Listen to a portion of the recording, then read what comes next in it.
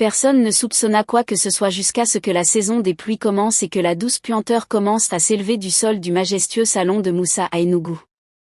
Les voisins le remarquèrent d'abord en passant devant le portail de la maison, ils plissèrent le nez, se regardèrent. Une femme dit, « Quelque chose est mort ici. » Une autre répondit, « Peut-être un rat. » Mais les rats ne sentent pas comme ça. Et quelque chose d'autre clochait. Les voisins disaient que c'était un homme calme. Sa femme, Amara, saluait toujours tout le monde. Leurs 2 enfants, Ifeani et Shinaza, jouaient souvent sous le manguier de l'autre côté de la rue, leur rire résonnant dans l'air du soir. Mais depuis 2 mois, un silence étrange s'était abattu sur la maison, comme une malédiction. Les gens pensaient qu'ils avaient voyagé. Ils demandaient, où sont-ils? Moussa souriait simplement et disait, ils ont voyagé. Voyagé? Quelqu'un demanda. Oui, au village, répondit-il. Mais c'était un mensonge. C'est un jeune corpé du Nisk, un certain Damilola, qui donna l'alerte le premier. Sa chambre partageait un mur avec le salon principal du duplex de Moussa. L'odeur n'était plus supportable. Ce n'était pas simplement mauvais. C'était mauvais avec une intention. Quand la police, sur ordre du chef, força les carreaux du salon, Moussa prétendit qu'il s'agissait d'un problème d'égout. Mais ce qu'ils trouvèrent secoua toute la communauté. 3 corps. Amara, Ifeani et Shinaza. Enveloppés dans des draps blancs, serrés les uns contre les autres. Et dessous, du ciment encore frais, trace d'une panique, d'un regret, ou de quelque chose de plus sombre. Moussa ne pleura pas. Il s'assit simplement sur le perron, les yeux vides, murmurant des versets bibliques. La nouvelle se répandit rapidement. Certains dirent qu'il était possédé. D'autres parlèrent d'un rituel politique qui aurait mal tourné. Mais la vérité, comme les enquêteurs l'apprendraient plus tard, était bien plus terrifiante. Amara avait menacé de tout révéler. Elle avait découvert quelque chose qu'aucun homme de Dieu ne devait laisser sortir. Moussa n'avait pas toujours été riche. Il avait été pasteur. Pas le genre de pasteur aux grosses voitures et à l'église remplie, mais un homme doux et humble, entièrement dédié à la prière. Il avait commencé à prêcher à 17 ans. À l'époque, on l'appelait frère Moussa. Sa voix était douce, son cœur pur, sa passion inébranlable. Il allait de maison en maison dans leur petite ville, non pour demander des offrandes ni semer des graines, mais pour prier. Il frappait doucement aux portes. « Bonsoir monsieur, puis-je prier avec votre famille ?» demandait-il en souriant. Les femmes lui offraient de l'eau, les hommes lui tapotaient l'épaule, certains lui donnaient à manger. Mais Moussa ne demandait jamais rien. Ni dîme, ni offrande. Il ne criait pas en priant. Il ne faisait pas tomber les gens au sol. Il ne disait pas, « Apportez votre argent ». Il tenait simplement leurs mains, fermait les yeux et prononçait des paroles calmes, des mots qui touchaient le cœur comme le chant d'une mère. Certains croyaient en ses prières. D'autres non. Car il y avait une chose que Moussa ne savait pas faire, des miracles. Il ne pouvait pas rendre la vue aux aveugles, ni faire marcher les boiteux. Il ne parlait pas en langue, ne faisait pas tomber les gens, ne criait pas feu. Il n'avait ni puissance, ni prodige.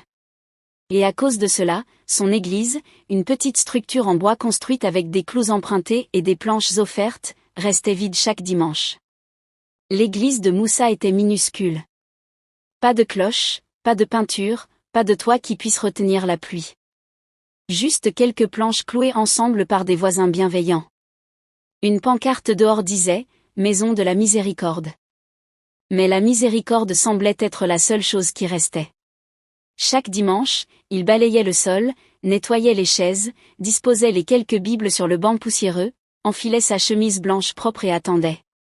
Mais personne ne venait. Pas une seule âme. Il se tenait à la porte, souriant aux passants. « Bon dimanche », disait-il. Ils lui répondaient « Merci pasteur ». Puis montaient dans leur voiture et roulaient vers de grandes églises avec des sons puissants et des foules immenses. Des églises où les hôtesses portaient des uniformes assortis, où les pasteurs utilisaient des micros dorés, où les danseuses montaient sur scène, où des hommes puissants venus de partout criaient Amen et faisaient rouler les fidèles au sol.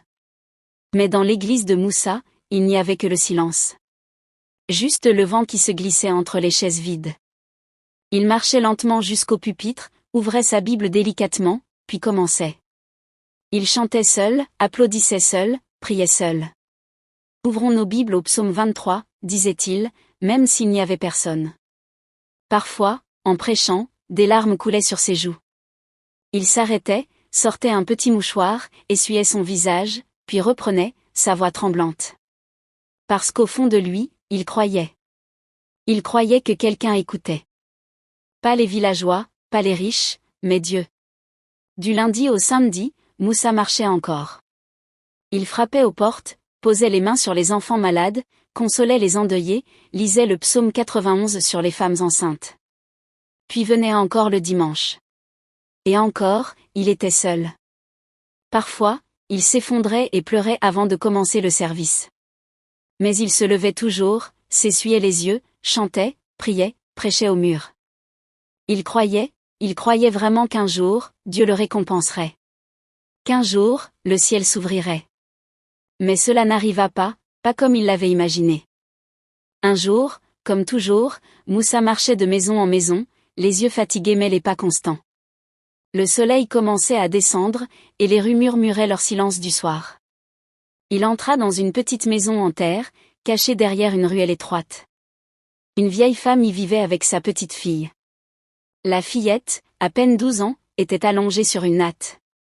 Son corps était brûlant, ses lèvres sèches, ses yeux à moitié fermés, sa respiration lente, comme fatiguée de rester. À côté, la vieille femme était assise sur le sol, l'éventait avec un magazine déchiré. Ses mains tremblaient, ses yeux étaient rouges. Elle leva les yeux quand Moussa entra. Elle a la typhoïde, dit-elle. Elle n'a rien mangé depuis hier. Je n'ai pas d'argent pour l'hôpital. Moussa s'agenouilla près de la fille. Il posa doucement la main sur son front. Il ne cria pas. Il ne trembla pas. Il ferma simplement les yeux et murmura, « Seigneur, aie pitié. » Les minutes passèrent. Puis la fille ouvrit les yeux. « Grand-mère, dit-elle faiblement, j'ai faim. » La vieille femme poussa un cri. Elle laissa tomber le magazine et serra la fille dans ses bras. Moussa sortit tout l'argent qu'on lui avait donné cette semaine. « Utilisez ça, dit-il. Achetez des médicaments, achetez de la nourriture. » La vieille femme prit l'argent à deux mains. Elle se mit à pleurer. « Que Dieu te bénisse. Tu es un vrai serviteur. » Moussa se leva, sourit. « Elle ira bien, dit-il en se retournant pour partir. » Mais la vieille femme l'appela. « Mon fils, dit-elle d'une voix grave, ton cœur est bon. Mais un bon cœur ne remplira pas ton église. » Moussa s'arrêta. Il la regarda. « Je peux t'emmener dans un lieu où les hommes puissants de Dieu reçoivent leur puissance. Une vraie puissance. Pas juste des prières simples. Une puissance pour faire voir les aveugles, entendre les sourds, même ressusciter les morts. C'est là que vont les grands pasteurs. Ils ne sont pas nés avec cette puissance. Ils l'ont reçue. Et toi aussi, tu peux la recevoir. Tu seras grand. Ton église débordera. Les gens viendront de loin. » Moussa ne répondit pas. Il regarda encore la fille. Elle buvait du gari trempé, sa petite main tremblante. Puis il regarda la vieille femme, et sans un mot, il se retourna et partit. Mais ses paroles le suivaient comme une ombre. Un bon cœur ne remplira pas ton église. En sortant, il vit des gens courir. Il s'arrêta. Un passant. Que se passe-t-il ? Le jeune homme ne s'arrêta pas. Il cria, « Suis-moi. Viens voir par toi-même. » Moussa suivit, le cœur battant. Ce soir-là, la place du marché était pleine. Les gens criaient, applaudissaient, chantaient. La poussière dansait dans l'air. Les tambours battaient comme des cœurs en feu. Au milieu de la foule se tenait un homme en costume blanc. Ses chaussures brillaient. Sa voix était forte. Ses mains bougeaient comme la foudre. C'était un grand pasteur venu de la ville. Un homme aveugle se tenait devant lui. Les yeux fermés, les mains tremblantes. « Aujourd'hui, cria le pasteur, tu verras à nouveau. » La foule hurla. Les téléphones s'élevèrent. Les tambours grondèrent. Il posa la main sur le front de l'homme. L'homme tomba. Silence. Quelques secondes passèrent. Puis l'homme ouvrit les yeux. Je vois, cria-t-il. Il se leva. Je vois. La foule devint folle. Les femmes jetèrent leurs pagnes en l'air. Les hommes laissèrent tomber de l'argent aux pieds du pasteur. Certains roulèrent au sol. D'autres jurèrent de rejoindre son église. C'est un vrai homme de Dieu, cria une femme. Il a l'onction, dit une autre. Et au bord de la foule, debout, Moussa regardait. Personne ne le vit. Mais lui, il vit tout. Il vit la joie. Il vit la puissance. Il vit l'argent.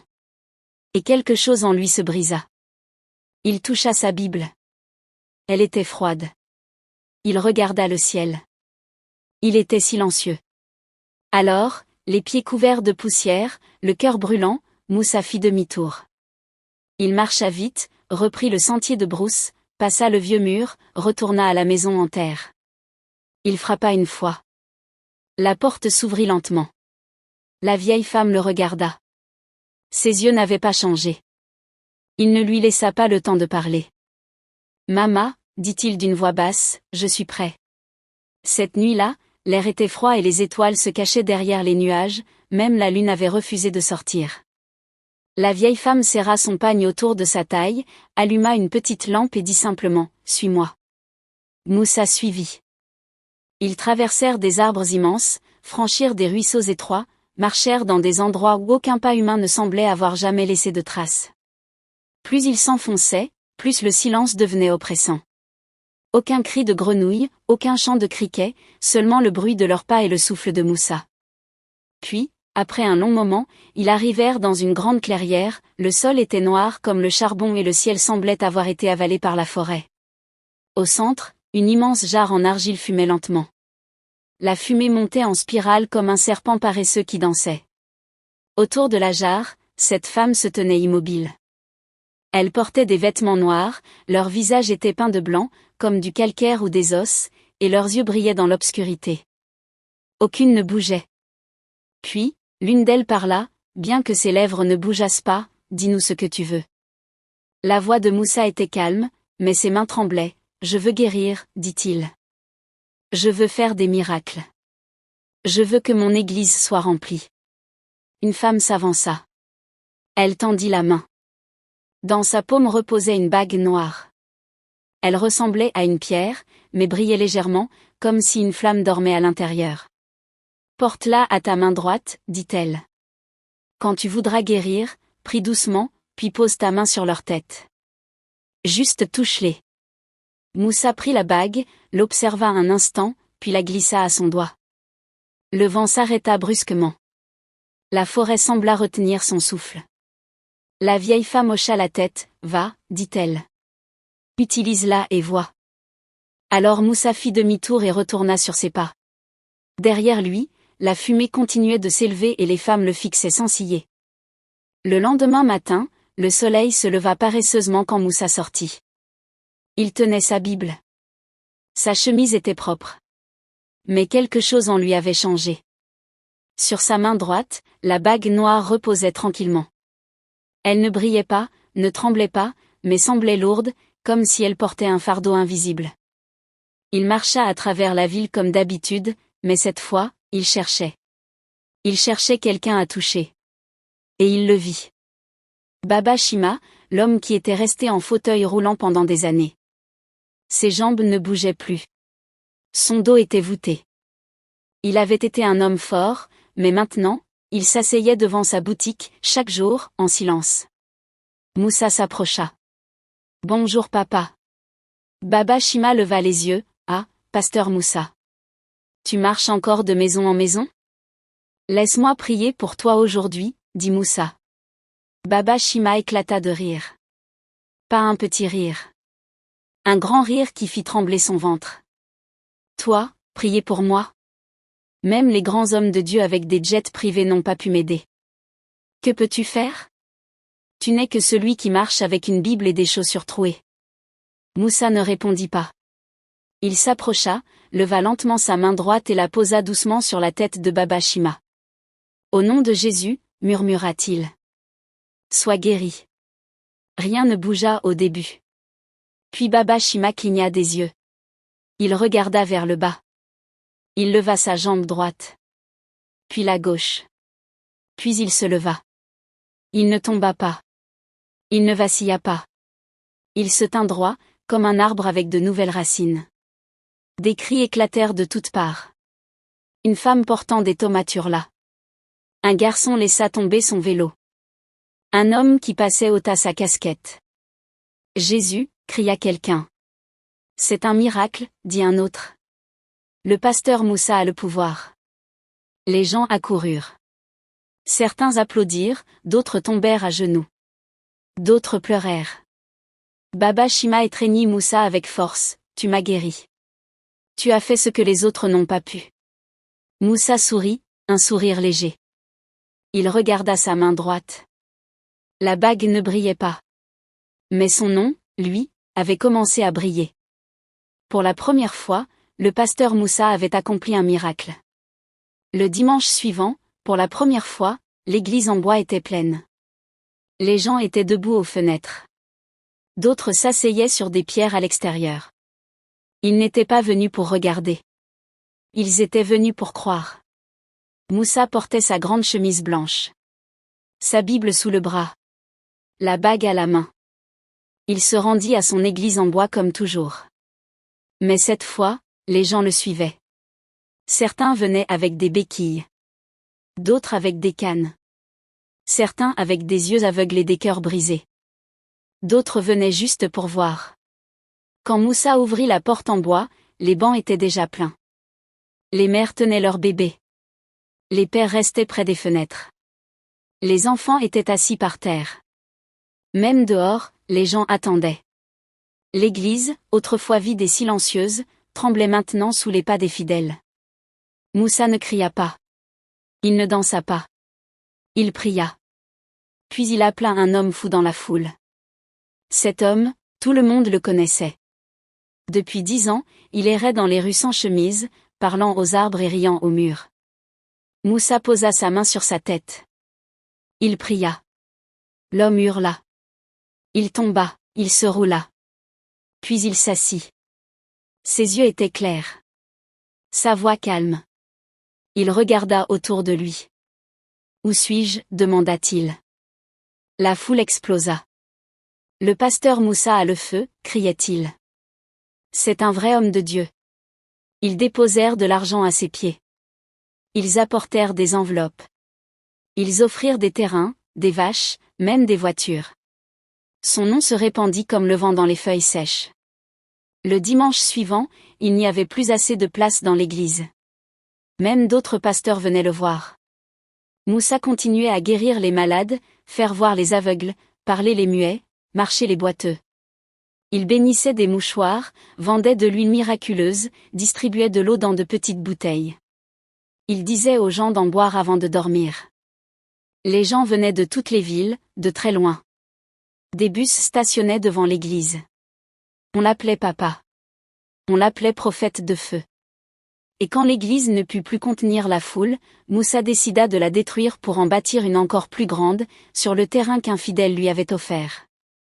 Et c'est alors que la vieille femme revint. Cette nuit-là, tout était calme. Trop calme. Même les chiens ne jappaient pas. Moussa était dans sa chambre, en train de lire la Bible. Sa main caressait l'anneau doucement, comme s'il faisait partie de sa peau. Puis il entendit un coup. Lent, doux. 3 fois. Il ouvrit la porte. La vieille femme était là. Le même pagne. Les mêmes yeux calmes. Elle ne sourit pas. Elle n'entra pas. Elle dit seulement, il est temps. Moussa la regarda. Son cœur ne battait pas plus vite. Il savait qu'elle viendrait. Tu as bien utilisé le pouvoir. Mais maintenant, il faut donner quelque chose en retour. Pour que la nouvelle église prospère à jamais. Tu dois enterrer le sang de cette vache sous l'autel. C'est tout, demanda Moussa. C'est tout, répondit-elle. Le lendemain, il acheta les vaches. De grosses bêtes. Noires. Brunes. Cette nuit-là, sous le ciel noir, Moussa prit un couteau. Une par une, il les fit sortir. Une par une, il coupa leur cou. La terre but le sang. Il le recueillit dans une calebasse. Rouge. Épais. Tiède. Il creusa un grand trou à l'endroit où l'autel serait érigé. Il enterra les vaches. Leurs yeux étaient encore ouverts. Leur bouche pleine d'air. Il versa le sang dans un autre trou, le scella avec du sable, puis du ciment. Il s'essuya les mains. Sa chemise blanche était rouge. Il porta la calebasse dans la forêt. La vieille femme l'attendait. Il la lui donna. Elle hocha la tête. Pas un mot. Elle se retourna et disparut dans l'obscurité. En quelques semaines, la nouvelle église fut achevée. Elle avait de grandes enceintes, des lumières brillantes, un autel étincelant, un tapis rouge doux. Et le jour de l'inauguration, des milliers de personnes vinrent. Des hommes en costume. Des femmes en dentelle. Des malades. Des riches. Des pauvres. L'église débordait. Moussa se tint devant eux. Et, dans la foule, quelqu'un cria, « Longue vie à l'homme de Dieu !» Mais, dans le silence profond de son cœur, quelque chose d'autre grandissait. Quelque chose qui regardait en silence. Les jours devinrent doux comme des mangues mûres en Harmattan, et Moussa, désormais reconnu dans tout l'État, épousa Neka, une jeune femme à la peau sombre et au sourire paisible comme la brise du soir. Elle s'asseyait toujours à côté de lui dans l'église, silencieuse, attentive, respectueuse. Très vite, ils eurent 2 enfants, Obina, le garçon, vif, joueur, curieux, qui grimpait aux arbres et posait 1000 questions comme papa, est-ce que Dieu peut voir à travers le toit? Et Shizom, la petite fille, douce, calme, toujours accrochée à la main de son frère comme si elle portait là son trésor. Les gens admiraient leur famille. Les femmes murmuraient que Dieu avait véritablement béni cet homme, les hommes disaient que c'était le genre de foyer qu'ils désiraient, et partout, on les appelait la famille parfaite. L'église, chaque dimanche, débordait, les chaises s'étendaient dehors, les haut-parleurs vibraient dans la rue, les miracles se multipliaient. Les aveugles retrouvaient la vue, les infirmes marchaient, les couples stériles venaient témoigner avec des jumeaux dans les bras. Moussa avait maintenant plusieurs voitures, noires, brillantes, allongées. Il possédait des maisons dans plusieurs villes. Les gens venaient pour prier, demander des faveurs, recevoir des bénédictions. Tout était doux, jusqu'à cette nuit-là. La vieille femme revint. Le même coup discret, lent, 3 fois. Neka dormait profondément, les enfants aussi. Moussa ouvrit la porte. Elle était là, même pagne noué, même regard calme, même silence. Elle n'entra pas. Elle ne sourit pas. Elle dit simplement, « Il est temps, encore. » Cela fait des années. Tu as grandi. Nous demandons plus. Moussa baissa les yeux. Combien, demanda-t-il. 30 vaches, dit-elle. Puis elle se retourna et disparut dans le noir. Moussa ne posa aucune question. Il ne demanda pas pourquoi. Il hocha simplement la tête. Le lendemain, il acheta les vaches. 30. Grandes, grasses, fortes. Elles remplissaient l'arrière-cour, telles des ombres en mouvement. La nuit, quand la ville fut plongée dans le silence et que les étoiles s'étaient encore cachées, il commença. Une par une, il les fit sortir. Une par une, il coupa leur gorge. Le sang remplit la calebasse à nouveau. Épais, sombre, chargé. Il portait un tissu noir autour de la tête. Ses mains étaient rouges. Ses habits souillés. Mais ses yeux restaient calmes. Trop calmes. Il marcha jusqu'à l'église. L'autel avait un espace vide, un trou rond, profond, comme une bouche prête à avaler un secret. Moussa s'agenouilla près de ce trou. Il tenait la calebasse avec les 2 mains. Le sang à l'intérieur bougeait lentement, comme s'il respirait. Ce qu'il ne savait pas, c'est que Neka s'était réveillée. Elle n'avait pas senti son mari à ses côtés. Elle avait attendu. Écouté. Puis elle s'était levée. Pieds nus, lente, son pagne traînant sur le sol, son cœur tambourinant comme la pluie sur un toit de tôle. Elle avait suivi, sans bruit, jusqu'à l'église. Elle avait poussé doucement la porte. Et ce qu'elle vit coupa son souffle. Son mari, l'homme de Dieu, agenouillé devant un trou, une calebasse dégoulinant de sang à la main, sa tunique blanche tachée de rouge, les lèvres entr'ouvertes. Avant qu'elle ne puisse réfléchir, elle cria « Jésus-Christ ». Moussa se retourna brusquement. Leurs regards se croisèrent. Les siens pleins de peur, les siens pleins de feu. Avant qu'elle ne puisse fuir, il bloqua la porte. À genoux devant elle, il supplia « S'il te plaît, ne dis rien. Je l'ai aidée une seule fois, elle m'a promis que je ne devrais jamais toucher à un être humain. C'est pour cela que je n'utilise que des vaches. » Mais Neka ne voulait rien entendre. « Tu n'es pas un homme de Dieu, dit-elle. Je vais révéler tout ça demain matin devant tout le monde. » Elle fit volte-face, courut. Moussa, cette fois, ne marcha pas. Il courut aussi, comme une ombre sans nom. Neka courait vite. Ses pieds frappaient le sol. Son pagne volait derrière elle comme s'il voulait fuir lui aussi. Elle atteignit la maison, ouvrit la porte, entra dans le salon, haletante, les mains tremblantes. Elle attrapa son téléphone. Elle composa rapidement. « Allô ? Viens chez moi. Viens maintenant. Demain, je dirai au monde ce que j'ai vu. » Moussa entra lentement. Sa poitrine se soulevait. Ses yeux étaient vides. Il ne parla pas immédiatement. Puis doucement, il dit « Neka, je t'en supplie. » Elle se retourna, le téléphone encore en main. « Tu n'es pas un homme de Dieu, dit-elle. Tu es un démon en blanc. S'il te plaît, supplia-t-il.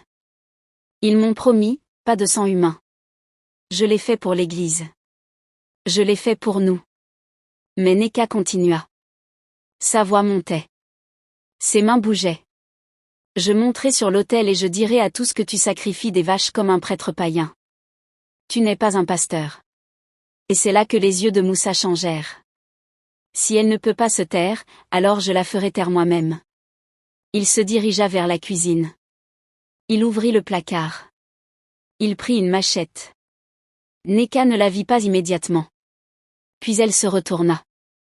Elle cria. Mais il était trop tard. Une fois. 2 fois. 3 fois.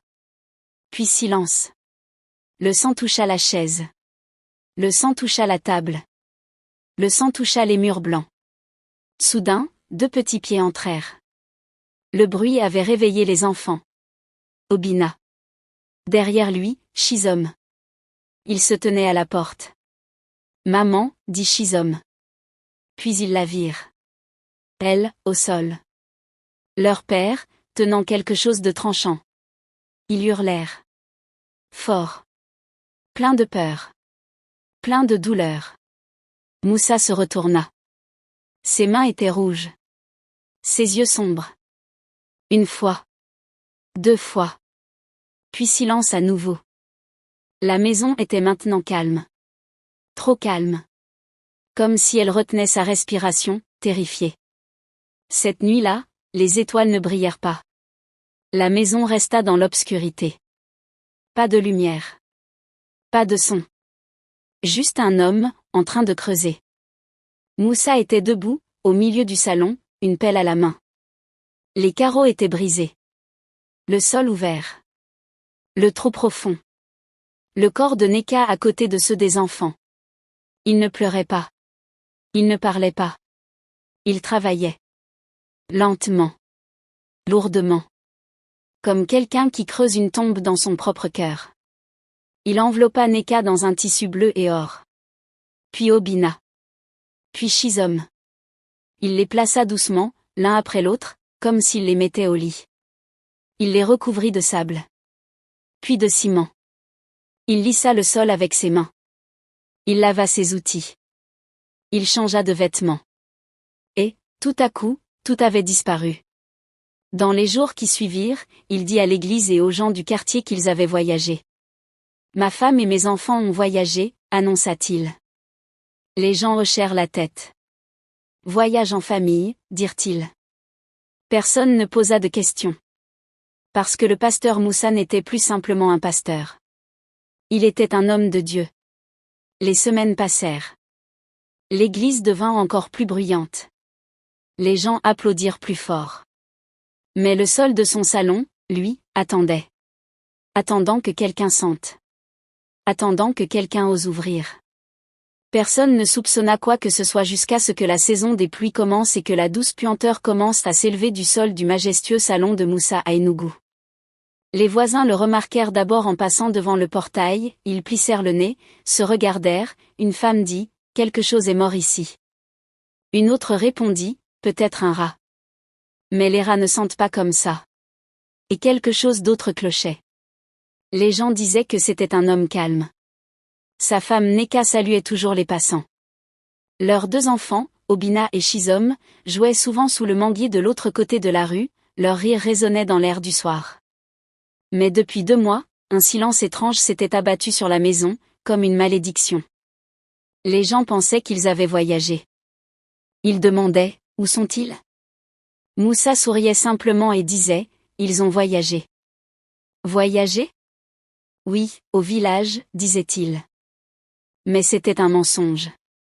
C'est un jeune corpé du Nisk, un certain Tolu, qui donna l'alerte le premier. Sa chambre partageait un mur avec le salon principal du duplex. L'odeur n'était plus supportable. Ce n'était pas simplement mauvais. C'était un mal vivant. Quand la police, sur ordre du chef, força les carreaux du salon, Moussa prétendit qu'il s'agissait d'un problème d'égout. Mais ce qu'ils trouvèrent secoua toute la communauté. 3 corps. Neka, Obina et Shizom. Enveloppés dans des draps blancs, serrés les uns contre les autres. Et dessous, du ciment encore frais, trace d'une panique, d'un regret, ou de quelque chose de bien plus noir. Moussa ne pleura pas. Il s'assit simplement sur le perron, les yeux vides, murmurant des versets bibliques. La nouvelle se répandit rapidement. Certains dirent qu'il était possédé. D'autres parlèrent d'un rituel qui aurait mal tourné. Mais la vérité, comme les enquêteurs l'apprendraient plus tard, était bien plus terrifiante. Neka avait découvert ce qu'aucun homme de Dieu ne voulait qu'on sache. Elle avait menacé de parler. Moussa n'avait pas toujours été ainsi. Il avait été un pasteur humble, sincère, patient. Il croyait aux prières simples, à la fois sans miracle. Mais un jour, il avait voulu plus. Il avait voulu la foule, les miracles, la puissance, et la vieille femme lui avait donné un anneau. Cet anneau avait changé sa vie. Il avait guéri, délivré, grandi. Et maintenant, il avait tout perdu. Il fut arrêté. Menotté. Conduit au poste. La ville était en état de choc. L'église tomba dans un silence de mort. Les fidèles pleuraient, certains hurlaient, d'autres restaient debout, figés. Le jour du procès arriva. Le tribunal était plein à craquer. Les gens s'étaient entassés sur les bancs, debout contre les murs, certains dehors, collés aux fenêtres. L'air était lourd. Aucun mot. Pas de murmure. Seulement le bruit des ventilateurs et des papiers qu'on tournait. Moussa, au milieu, les mains liées, sa robe blanche sale, le regard droit. Le juge entra. Il leva son marteau. « Pasteur Moussa, dit-il, pour avoir tué ta femme, tes enfants, pour les avoir enterrés sous ton salon, que plaides-tu » Moussa ne bougea pas. Il ne parla pas. Il regardait droit devant. Et juste avant que le marteau ne tombe, Moussa sursauta. Il ouvrit grand les yeux. Il se redressa brusquement. Il était dans sa chambre. Le soleil se levait. Les oiseaux chantaient. L'anneau était encore à son doigt. La Bible à ses côtés. Il était trempé de sueur. Son cœur battait comme un tambour de guerre. Il toucha son visage. Il toucha sa poitrine. Il était vivant. Ce n'était qu'un rêve. Un rêve si réel qu'il laissait une peur glaciale dans ses os. Il se leva lentement. Il regarda sa main. L'anneau noir y reposait. Silencieux. Froid. Sans lumière. Il le retira doucement. Il ouvrit sa porte. Il sortit. Il regarda la forêt. Il marcha. Et sans un mot, il lança l'anneau dans les broussailles. Loin. Très loin. Ce jour-là, Moussa cessa de courir après la puissance. Il cessa de chercher la foule. Il cessa de désirer les miracles. Il reprit ses prières douces, simples, sincères. Comme quand il était jeune. Il marchait encore de maison en maison. Il portait encore sa vieille Bible. Il enfilait encore sa chemise blanche. Mais sa voix était plus douce. Son cœur plus léger. Et quand les gens lui demandaient, « Pasteur, tu ne veux plus une grande église ?» il souriait et répondait, « Non. » Parce qu'il avait vu ce que le pouvoir sans la paix pouvait faire. Et ainsi, Moussa vécut tranquillement. Il mourut sans voiture. Sans titre. Mais sa tombe était propre. Et son cœur, pur aussi. Si tu as aimé cette histoire, montre-le en laissant un like juste en dessous. Dis-nous en commentaire ce que tu en as retenu et quelles leçons tu vas appliquer dans ta propre vie. Partage cette vidéo autour de toi pour que d'autres découvrent ce puissant récit. Et surtout, n'oublie pas de t'abonner à la chaîne et d'activer la cloche de notification pour ne rater aucune des prochaines histoires africaines vraies, profondes et bouleversantes. Merci pour ton soutien et à très bientôt.